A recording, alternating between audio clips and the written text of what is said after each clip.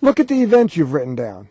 Is it clear to you that the conclusion you reached, if I make a mistake or fail, I'll be rejected, is a valid interpretation of those events? Can you agree that virtually any child at that age and in those situations would have reached a similar conclusion? Now we're going to play the possibilities game. We'll imagine that 4 friends of yours are visiting you and looking at a videotape of the events you just wrote down. Your interpretation of those events when you were a child was, if I make a mistake or fail, I'll be rejected. That is one valid interpretation of Mom and Dad's behavior. Any child in that situation would have concluded what you did. It made sense. But there are other reasonable interpretations of the same childhood events that you didn't think of as a child. So let's ask each of your friends for another alternative interpretation. Can you see that one friend might well say, if I had been there at the time and had asked your parents, why did you just reject your child? They might have said, what do you mean? I didn't reject my child. I was just angry. Couldn't, your parents didn't reject you, they were just angry, explain those events in your childhood just as well as your interpretation that if I make a mistake or fail, I'll be rejected? Here's what your second friend says. Maybe you were rejected by your parents. That doesn't necessarily mean the other 6.5 billion people on the planet would reject you too. Doesn't this interpretation also explain those events in your childhood just as well as your interpretation that if I make a mistake or fail, I'll be rejected? Here's a third possible interpretation of your childhood events that one of your friends suggests. How about this? You were rejected because you didn't do what your parents wanted you to do, not because you made a mistake or failed. Doesn't this interpretation also explain those events in your childhood just as well as your interpretation that if I make a mistake or fail, I'll be rejected? Your childhood interactions with your parents could have lots of meanings. Here's one your fourth friend suggests. Your parents' reaction to you had nothing to do with mistakes or failure. Their reaction was a function of their own beliefs and circumstances at the time.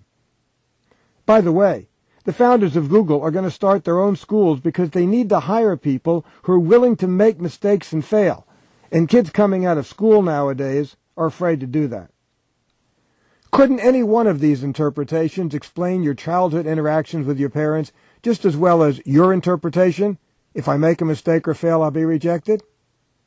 Of course they can.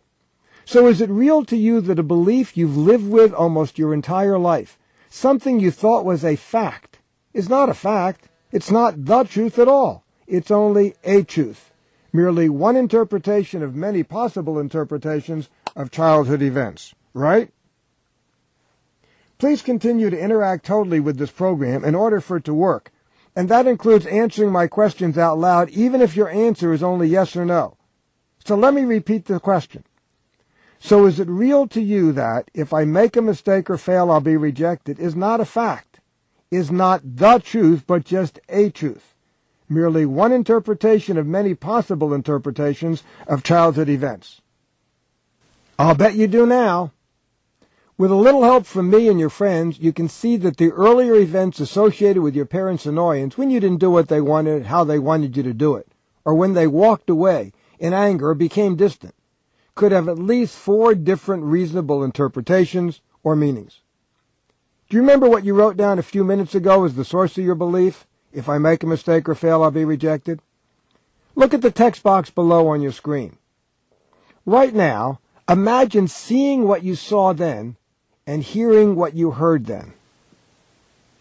Take a few minutes and really imagine the events of your childhood that led you to the formation of the belief, if I make a mistake or fail, I'll be rejected.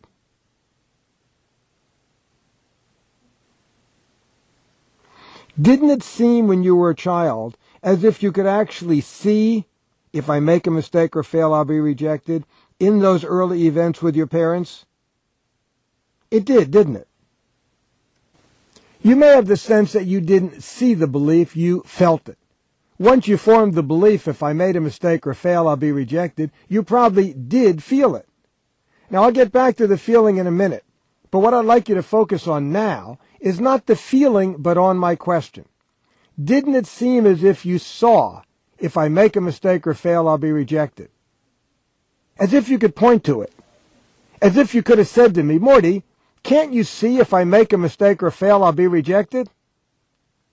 I didn't hear you. Did you say yes? Remember what I explained when you were eliminating the earlier beliefs.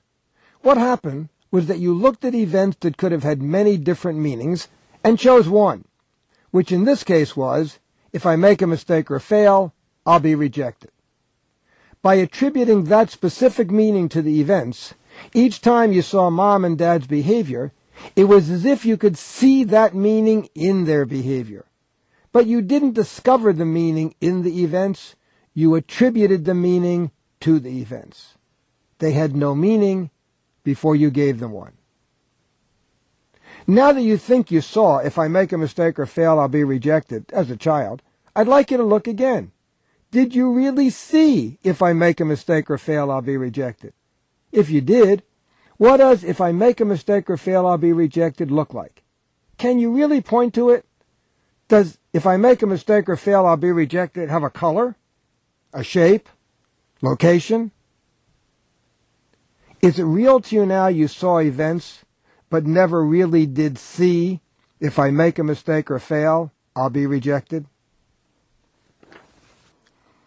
If anything you can really see can be described, and if you can't describe what, if I make a mistake or fail, I'll be rejected, looks like, is it clear now that you never really saw it? Since you never really saw, if I make a mistake or fail, I'll be rejected, what did you actually see? Is it clear now all you really saw was the reaction of one or both of your parents when you did something they weren't happy about, and you noticed you felt rejected? In other words, all you really saw was a series of events. You see, what happened was that you looked at a series of events that can be interpreted in many different ways. You gave the events one meaning, which was if I make a mistake or fail, I'll be rejected. By attributing that specific meaning to the events, each time you saw Mom and Dad's behavior, it was as if you could see that meaning in their behavior. But you didn't discover the meaning in the events, you attributed the meaning to the events. They had no meaning before you gave them one. Remember, it's not that what happened didn't matter, it just had no meaning. Is it real now that the events had no meaning until you attributed one to them? Here's another way to understand that events have no inherent meaning. When I say that, I'm saying you don't know anything for sure about you, about other people, or about life as a result of these experiences. Imagine that I called you up and told you that when I was a kid and I did something my parents didn't like, they either were annoyed or angry, and I usually felt that they were withdrawing from me. Other than knowing what happened to me when I was a child, would you know anything for sure about how others would treat me in the future if I made a mistake or failed? Is it clear that you wouldn't know anything about me? And if you don't know anything about me, you don't know anything for sure about how people will treat you in the future either.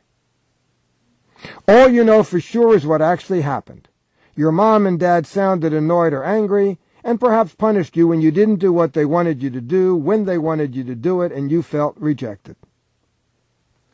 And finally, if you never saw, if I make a mistake or fail, I'll be rejected out there in the world, where's it been all these years? Did I hear you say that if I make a mistake or fail, I'll be rejected, has only existed in your mind? That you never did see it out there in the world?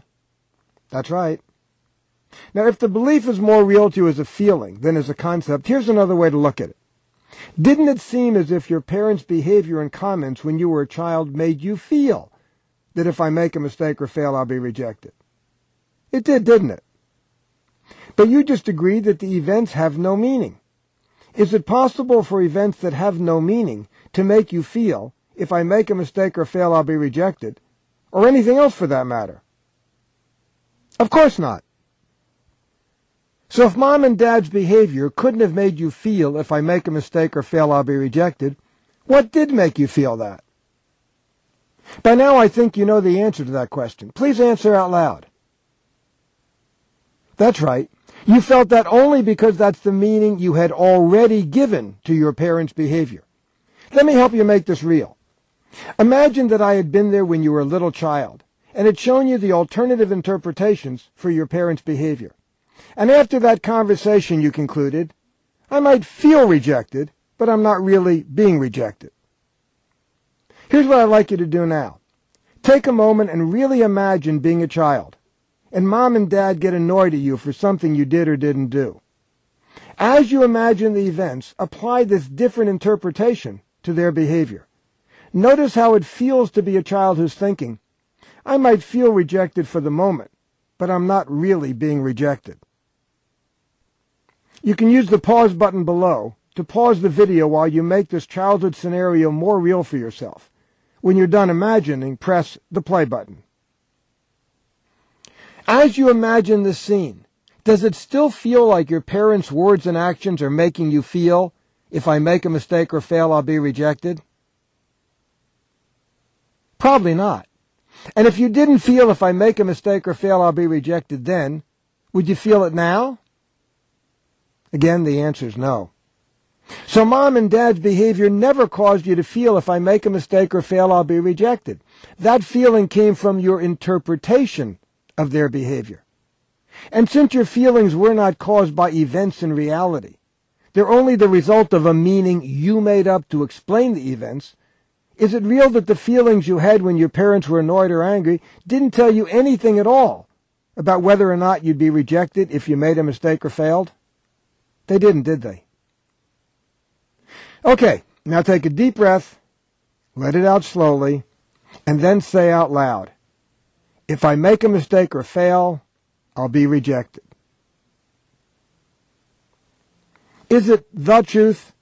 Does it still feel like the truth? Your answer is very important here. Don't forget that we form beliefs to give meaning to events that have no real meaning. Having done that, we then think we observe the meaning in the events, out there in the world. It becomes a fact for us. Once we realize that the earlier events never had any real meaning, that the meaning was only in our minds, that it was never a fact, that the feeling we had was caused by the meaning we gave meaningless events, the belief disappears forever. Take another deep breath and say, if I make a mistake or fail, I'll be rejected, out loud. I'll bet it feels very different when you say these words now than when you said them at the beginning of this exercise. Do the words feel true, even a little bit? Unless the belief is 100% gone and the words don't feel true at all, you probably still have the belief. Remember, holding a belief is like being pregnant. You either is or you ain't. There's no sort of. If the belief is still there, it probably still seems like you saw it. Once it no longer seems as if you saw, if I make a mistake or fail, I'll be rejected, in those early events, the belief will be gone. So please click the repeat button to repeat that step of the process. If the belief is gone, please click continue.